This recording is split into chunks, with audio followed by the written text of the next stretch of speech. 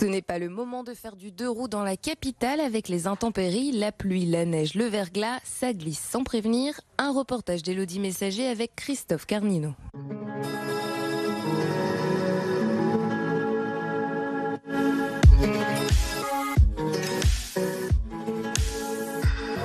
Comme des milliers de motards, ce passionné de deux roues s'est fait surprendre par l'épisode neigeux de la semaine dernière. Malgré une chaussée blanche et glissante, il s'est rendu au travail sur son scooter et en a profité pour filmer son trajet. C'était un peu périlleux, c'est vrai. Ça glissait beaucoup, mais c'était vraiment magnifique.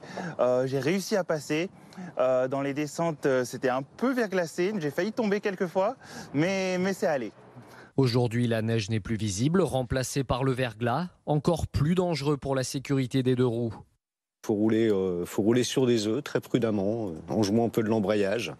Ouais, les ronds-points bien glissants. En fait, c'est pas tellement à grande vitesse, c'est à petite vitesse qu'on se fait peur en moto. Des dangers souvent difficiles à percevoir et qui nécessitent encore davantage de vigilance. La zone qui est au milieu avec un bitume qui est usé, c'est une zone qui est potentiellement verglacée. Donc ça, c'est des endroits sur lesquels il faudra faire très attention parce qu'il y a un gros risque de glisse.